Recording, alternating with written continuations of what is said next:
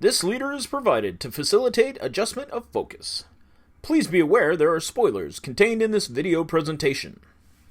So wordy.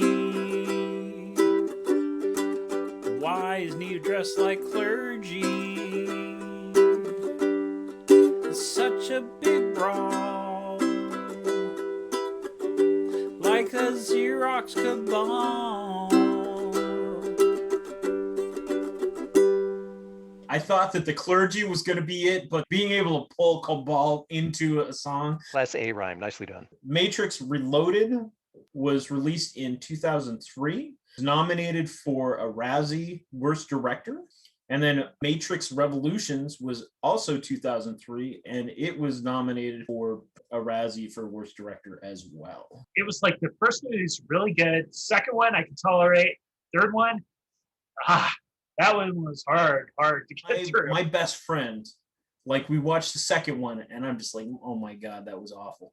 And then the third one was about to come out. The night before, we sat down and watched the second one on videotape. And my buddy Jeff, who also has hosted one of these, was just like, he was pointing this out and pointing that out. And he had like really mapped it out and really talked it up. And I was like, okay. And we get into the theater the next morning, and like 2 minutes in, he leans over and he's like, sorry, dude. Like, that was it. The second movie was retroactively made worse after I watched the third. I was willing to kind of suspend judgment until I saw the third one. But yeah, it didn't stand up. It really fell apart. They did not follow up on some of the interesting themes they had. They threw in a few things that simply don't make sense in the world they've built. That's also been the biggest problem for me with a lot of science fiction movies. You can be as crazy as you want with your science or your technology or your magic or whatever, but you have to be internally consistent. One thing has to flow from the other. Your motivations have to make sense. If you set up some weird, crazy magic thing, it has to work the same way every time. When I saw The Matrix and heard they were going to come out with a sequel, I really would be interested to see what you're going to do next. And this shows me exactly what happens when you don't have any story at all and you backfill it with a bunch of characters that mean really nothing, and then you have long action sequences. As for the Revolutions, that one felt like TV problems. If you watch like Arrow or The Flash, they have this long overarching like problem that they solve in like 10 minutes. I think one of the things that was so much fun about the original was it just hinted at a ton of things, and you could fill in with your imagination everything else. When they then try to fill in those bigger things, they automatically become smaller, no matter how great the story is. And they didn't have a great story in this one, so it went from being really interesting and cryptic and fun to, well, that doesn't make sense. I watched a video essay, and it was called Hard versus Soft World Building. And it juxtaposed Miyazaki's type of world building to almost everybody else. Miyazaki, when he does My Neighbor Totoro or Spirited Away. Kiki's Delivery Service. Porco Rosso. Porco Rosso. There's It's a deep cut. technically Miyazaki. Yeah, it is. It is super weird. But basically, there are so many parts where they're just like, here's this big weird thing, and we're not going to explain it at all. He's going to roll in, do something. Everybody's going to kind of roll with it, and then he leaves. And it does just like what you were saying. It allows you to imagine what it is that this guy is. Then you can juxtapose that to like Lord of the Rings, where every intricacy is laid out for you. And if it's well done, it's great. But you don't get the same kind of wonder when it's hard world building because you haven't backfilled that part. I remember we were looking at Zions, like, okay, so there are only a few 100,000 humans remaining. Let's put them all in one place. When I first saw this, I went and saw it with my mother-in-law. And so the rave/orgy, very uncomfortable. And it went on for a long time. It really did. Well, they didn't have any stories, so they had to put something in it. But you get to see the lady from Serenity. Yes, indeed. I have that down too. I was going to Zoe. bring that up. I've forgotten the actress's name, but yeah, that she jumped out at me. It's like, oh my gosh, it's Zoe. This is fantastic. Oh, well, she's only in the movie for 5 minutes. You and I have to get it on. I understand. We have no choice. Take me, sir. Take me hard. Well, something about that is just downright unsettling. Well, and she's the spouse of Dozer, who is Tank's brother's. The sister is related to the. Cared about him so little they killed him off in the first one. But we're gonna round the end around, like just so that that's the reason why he's on. Oh yeah. What got me was the architect. Watching it now, is like, oh, he's supposed to be like this scary machine guy. It's like, no, he sounds like a first-year philosophy student trying to sound smart. He sounds like the guy in the bar. Matter of fact, I won't, because Wood drastically underestimates the impact of social. Wood drastically underestimates the impact of social distinctions predicated upon wealth, especially inherited wealth. You got that from Vickers. Work in Essex County, page 98, right?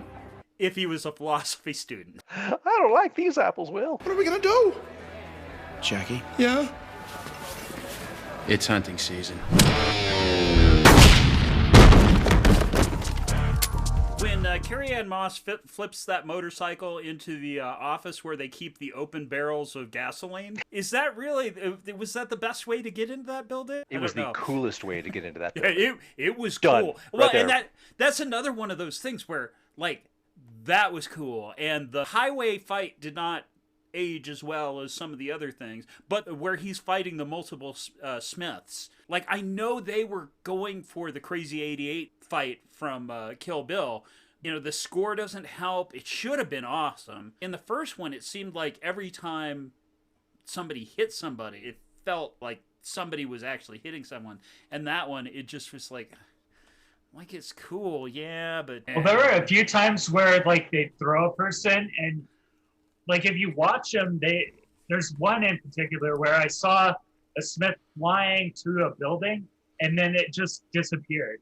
It kind of got a little lazy, I guess. Yeah. There was one point where he threw one of the Smiths at a bunch of other Smiths, and there was a bowling ball sound. Oh, yeah, that jumped out at me as well. Yeah, you guys jumped the shark.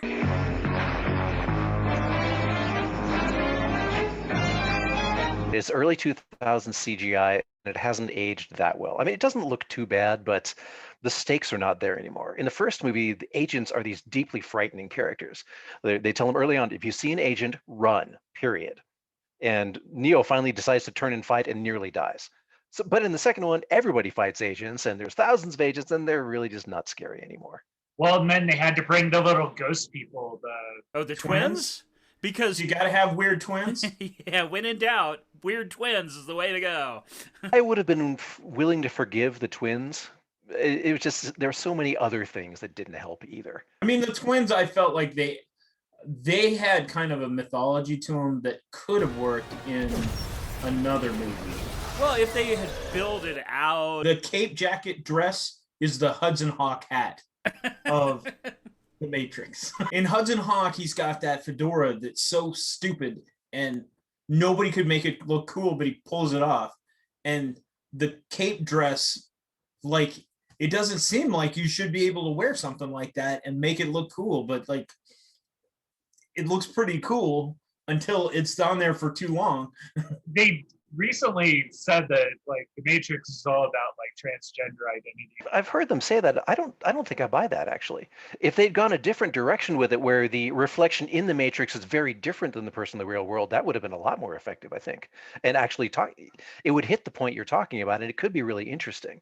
That's something you see in Ready Player One. But you have a character whose avatar is vastly different than the actual person. And that could have been a really interesting thing to explore. But if you look at the movie, every avatar is basically the same person wearing kick-ass leather clothing. They do have a non-binary character in the first Matrix. You also think about 20 years ago, the best you could do was a girl that didn't dress femme.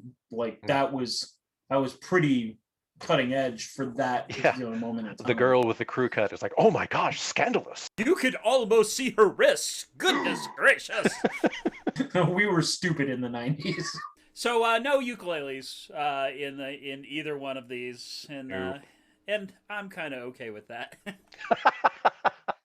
You don't want ukuleles associated with bad science fiction. So much whispering in this movie. I'm gonna give this just one ukulele for Doug Brown. I'm gonna give these two 0. Ooh. Highway Scene has a 1970 Firebird in it, so that garners 1 uke. So and the new at the time Ducati 996, which is one of the best motorcycles ever made. So fair enough. Until Trinity blows it up by throwing it into a building, if I recall correctly. 2 ukuleles for the first one. None for the second one, because I had to turn on subtitles to figure out what the hell they were talking about. Reloaded, I'd give 1. I got through it, and I wasn't sitting there going, "Oh my god, this is the worst movie I've ever seen." The Revolution's definitely is none.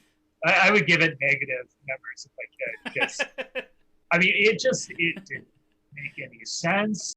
It's over.